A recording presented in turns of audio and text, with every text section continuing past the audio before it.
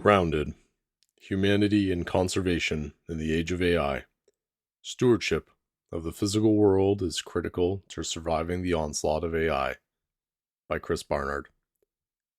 In an era of rapidly advancing technology, the line between man and machine seems to be blurring faster than ever before.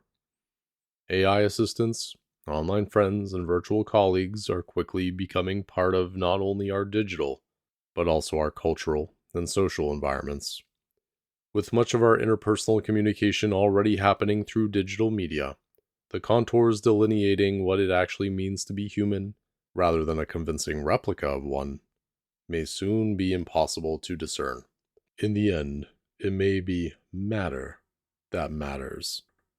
Speaking at the Alliance for Responsible Citizenship a few months ago, Mary Harrington and Jonathan Pageau began to outline the defining features of human identity in this digital age.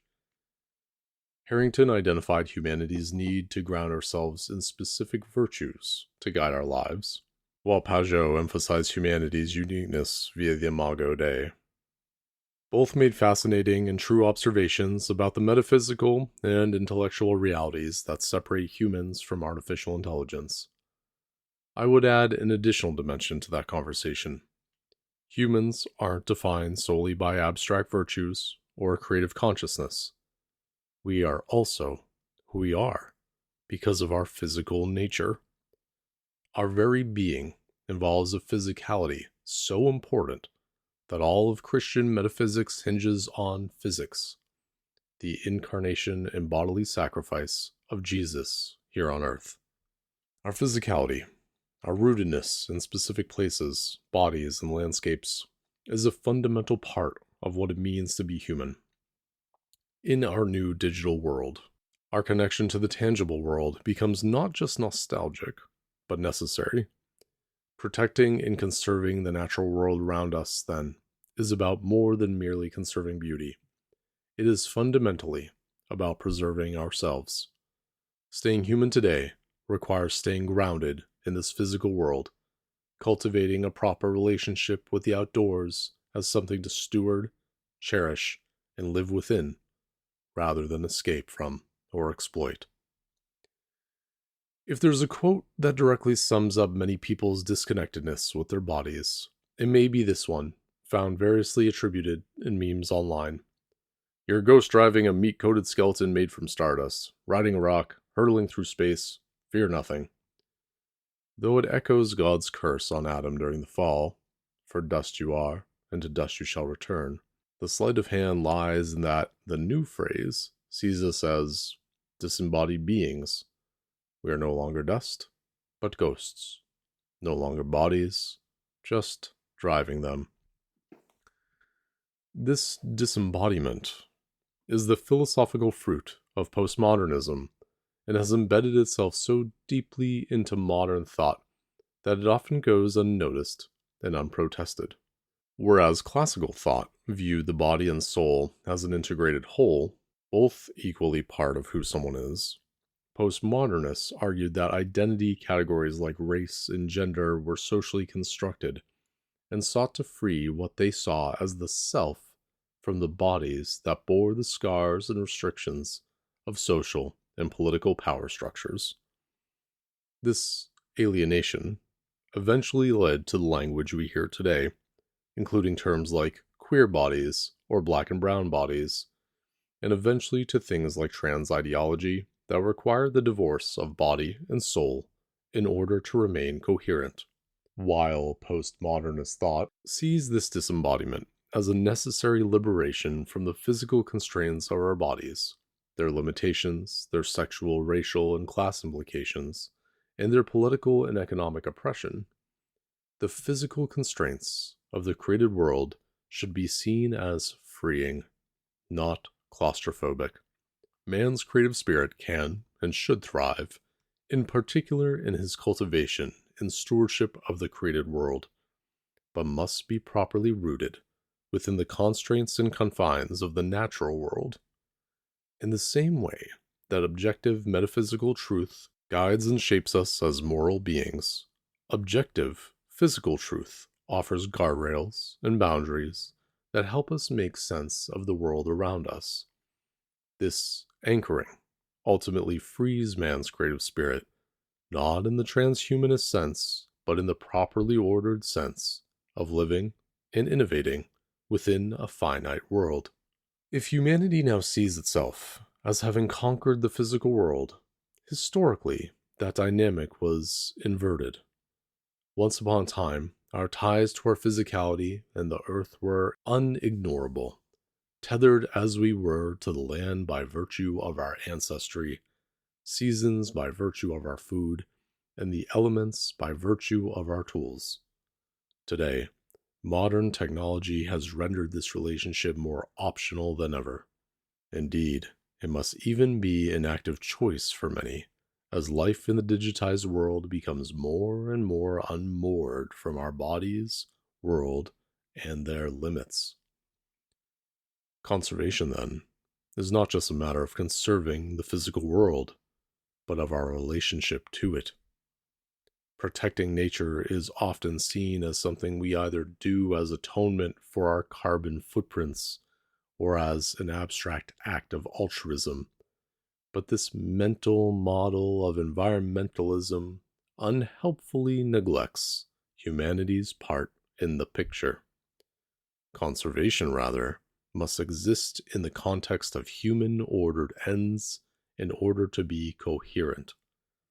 In addition to altruism, we conserve forests to balance our needs for resources and recreation, water for drinking and navigation, and balance pollution between public health and economic opportunity. If the goal were purely preservation, environmentalism would simply be a matter of minimizing our footprints at all costs, rather than exercising prudence over where to step. While much of this relationship is removed from our periphery courtesy of our supply chains, time outdoors can bring us back face to face with our ties to the physical world. Nature reminds us of our scale and our limits in extremely tangible ways, restricting our power with a tether to the material world. It also binds us to itself, reinforcing a sense of belonging to something greater than just our individuality. Finding our place in the outdoors is the antivenom to climate catastrophism precisely because it anchors humanity within the natural world rather than seeing us as its natural predator. Whereas climate extremism acts as a religion without salvation, plagued by panic, a more rooted view of conservation offers an opportunity for gratitude and an invitation to steward the balance between enjoyment, necessity, and protection for future generations. In the digital age, these efforts become doubly more central to preserving not just the landscapes, but also the conditions and practices that remind us of who we are as embodied beings. Time spent tending a garden, walking a ridgeline, or fishing a stream reconnects us with the natural textures and rhythms of the earth that distinguishes us from artificial mock-ups of life. Conservation is no Luddite rejection of innovation, but a recentering, an insistence that even as virtual spaces expand, our roots in real places, seasons, and ecosystems remain essential. In protecting the natural world, we are not merely safeguarding scenery, we are safeguarding the tapestry against which human life, in its fullest and most meaningful sense, once unfolded, currently unfolds, and will continue to unfold. In recent history, this safeguarding has become several layers too abstract, to the detriment of the environmental movement. In an effort to stress the urgency of issues like climate change, many environmentalists have invoked polar bears, penguins, and glaciers, inadvertently detaching the project of conservation farther from home. True conservation begins not with abstract love for Mother Nature, but with affection for the particular places and its people we know intimately. Wendell Berry's call to know the land and be known by it underscores that stewardship flourishes where rootedness exists.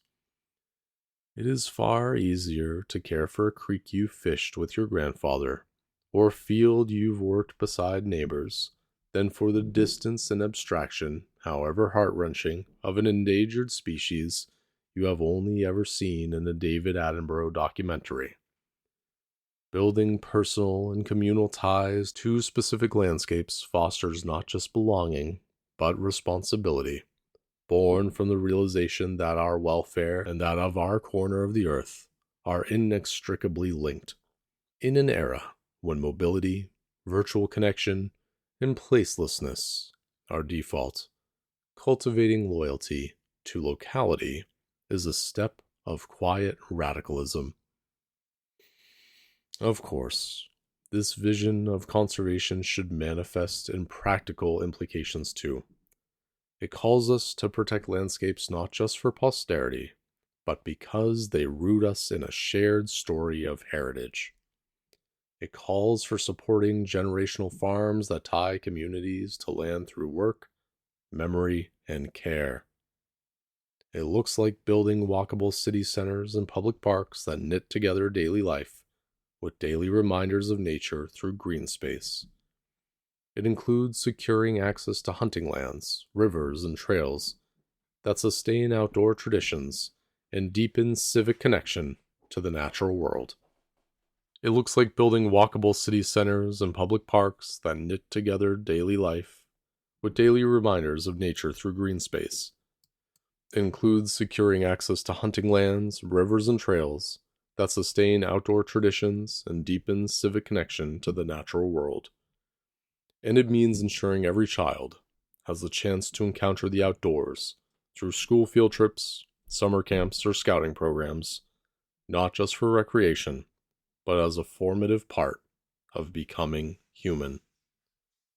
These efforts, both personal and public, restore a grounded environmentalism, one rooted not in fear of abstraction, but in love of place, people, and their tangible permanence. As artificial intelligence accelerates the drift toward disembodiment, and all of the implications for our mental health intensify, conservation emerges not simply as an environmental ethic, but as a human one. It is a way of anchoring ourselves in reality, a deliberate return to the tangible patterns that remind us who we are. In an age where machines can mimic voices, faces, and even emotions, what cannot be replicated is the sacramental integrity of life designed for communion with the created order. The task before us is not to reject technology, but to wield it without losing our footing, ensuring that in a world of growing virtuality, we remain people of place. Conservation in the age of AI is not just about saving the planet, but about saving the conditions in which human life can remain fully human. It is an invitation to stay grounded, not out of empty nostalgia, but rather out of existential necessity. If you enjoyed this piece, follow the Bully Pulpit on Substack and ACC National on all other social media platforms. Join us in the arena, building the conservative environmental movement.